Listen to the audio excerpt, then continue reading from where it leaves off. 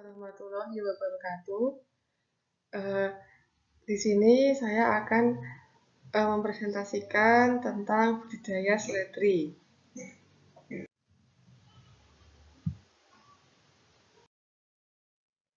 Apa itu seledri? Seledri itu tanaman seledri atau dengan nama Apium graveolens, termasuk dalam keluarga Umbelliferae. Tanaman yang sering dijadikan herba atau tanaman berkhasiat obat.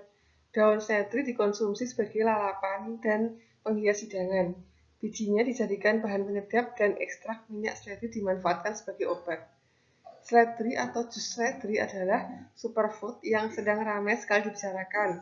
Seledri seperti tanaman hijau lainnya memiliki phytochemicals yang bermanfaat untuk semua proses dan sistem di dalam tubuh kita. Lalu apa yang membuat jus seledri ini menjadi spesial di antara sayuran hijau lainnya? Nah, di sini kita bicara manfaat seledri. Manfaat seledri yang pertama itu bermanfaat dari akar hingga biji. Jadi sangat tinggi nutrisinya dari semua bagian seledri. Seledri menghancurkan sel tumor hingga kanker. Yang ketiga, menurunkan radang karena sumber antioksidan. Yang keempat, melindungi hati dan syaraf. Yang kelima, menjaga kesehatan jantung dan pembuluh darah.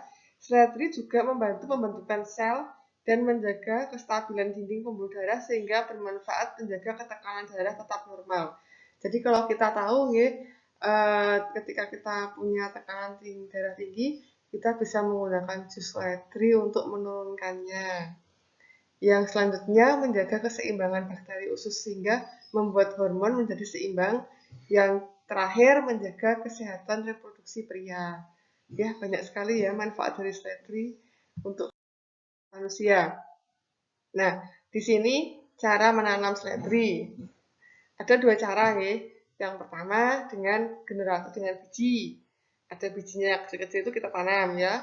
Yang kedua dengan anakan atau perbanyakan vegetatif atau dengan akarnya. Biasanya kalau kita beli di pasar itu hanya daunnya yang kita pakai dan batangnya, sedangkan akar kita buang. Nah, akar itu bisa kita tanam lagi di polybag atau di tanah. Untuk menggunakan biji penyemaian benih seledri, caranya bagaimana? Yang pertama, biji benih itu direndam menggunakan air hangat. Air hangat kuku selama sekitar 50-60 menit atau 1 jam. Kemudian yang kedua, benih semai dengan menyiapkan wadah penyemaian yang diisi media semai. Jadi medianya itu isinya bisa tanah, bisa pasir atau sekam dan kompos. Untuk perbandingannya 1:1:1. Kita siapkan seperti tataan ataupun tempat kecil ya, di lahan, kemudian kita buat media dulu. Setelah jadi medianya, kita taburkan biji secara merata dan tutup dengan media tanaman tipis. Jadi biji itu tidak di atas tapi di bawah tanah. Jadi media, kemudian biji kita taburkan, kemudian kita kasih media lagi di atasnya. Kemudian benih disiram menggunakan spray agar tidak membuat benih buyar. Jadi untuk penyiraman menggunakan spray yang kabut, tidak dengan air dikocor, karena kalau dengan air dikocor benih atau biji akan buyar, akan jatuh mungkin. Kemudian tempatkan benih di tempat yang teduh. Jadi tidak di sinar matahari full, tapi di tempat yang teduh. Dan siapkan penyiraman ketika media kering. Ya, benih ini jikalau sehat akan bertunas dalam waktu 11-18 hari, yaitu sekitar 2-3 minggu. Kemudian kegiatan persemaian diakhiri pada saat tanaman sudah memiliki 3 atau 4 daun. Jadi kita tunggu sampai benih itu berkecambah, lalu tumbuh daun sekitar 3-4. Baru kita pindah tanam ke lahan baik di polybag ataupun di lahan tanah. Nah, ini sekarang penanaman bibit seledri. Penanaman langkah-langkahnya, yang pertama mempersiapkan media. Tadi waktu kita persemaian itu dengan eh, 1:1:1. Ini untuk penanaman kita lebih banyak tanah, jadi tanah itu 2 lebih banyak, kemudian sekam dan kompos perbandingannya 2:1:1. Jadi memang banyak tanahnya nih. Kemudian bibit diambil beserta tanah nih. Bibit itu tidak dicabut tapi diambil tanah yang di bawahnya, kemudian diletakkan di tempat yang teduh, baru setelah tumbuh daun baru tanaman baru diletakkan di tempat yang terang. Jadi setelah pindah tanam tetap kita tempatkan di tempat yang teduh. Ketika sudah kuat, sudah tumbuh, sudah trubus, yaitu silakan dipindah ke tempat yang matahari.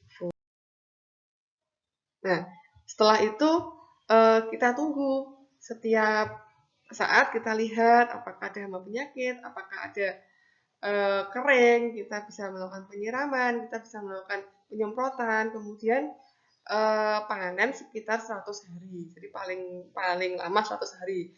Tapi kalau penjenengan menanam pada lahan pekarangan dengan polybag itu bisa kita panen sehari-hari nggih. Bisa kita gunakan sewaktu-waktu ketika dibutuhkan dengan dipotong daun batangnya saja. Jadi akar itu bisa akan tumbuh lagi, akan tumbuh lagi tanaman yang baru.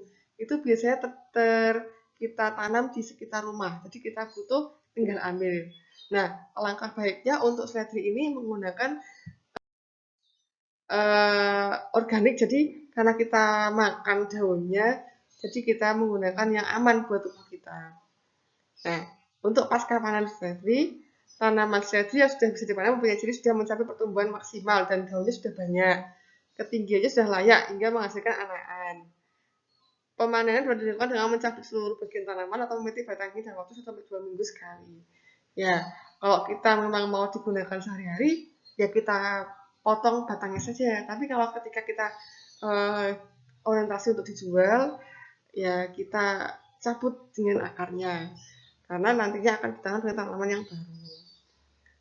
Bila pemanenan dilakukan secara memetik batang, maka potonglah pada pangkal batang secara periodik. Jadi yang kita petik adalah pangkal batangnya, jangan batang yang muda. Kemudian sortir tanaman yang dipanen, yang kemudian dibersihkan dengan air yang mengalir agar bersih dari kotoran dari pupuk kandang dan pestisida. Nah, ini kita kembali ke hama penyakit nih. Untuk hama penyakit yang biasanya ada di seledri itu yang pertama nematoda.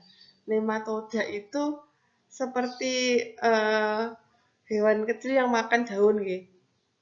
Diserang itu akar, kemudian keadaan ini kan serangan itu berat, misalnya tumbuh kerdil. Jadi nematoda ini bisa menyebabkan kekerdilan. Ini bisa digunakan menggunakan insektisida. Itu dosisnya 1,3 cc per liter.